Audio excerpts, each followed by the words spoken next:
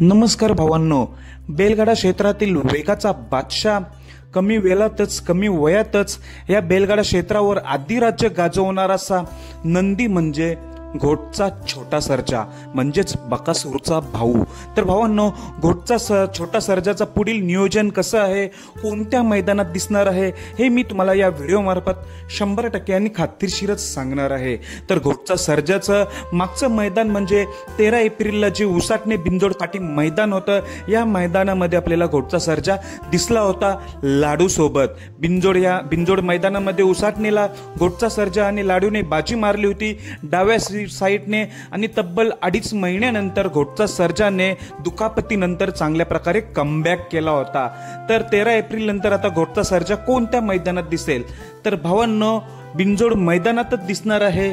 ते बिंजोड मैदान म्हणजे 20 एप्रिलला पिसारवे फाटी बिंजोड मैदान आहे। या मैदानामध्ये घोटचा छोटा सर्जा 100% पलताना दिसणार आहे। आता पुढील नियोजन घोटचा सर्जाचं 20 एप्रिलला आहे पिसारवे फाटी बिंजोड मैदानामध्ये, म्हणजेच त्याला जवळच मैदान आहे, घरचंच मैदान म्हटलं तरी काय वावगं नाही, कारण की घोटपासून पिसारवे खूप जवळ आहे, त्यामुळे घरच्याच मैदानावर असणार आहे घोटचा सर्जा। 20 एप्रिलला पिसारवे फाटी येते। तर ह्या मैदानासाठी घोट सर्जाला खूप साऱ्या शुभेच्छा। धन्यवाद भावांनो।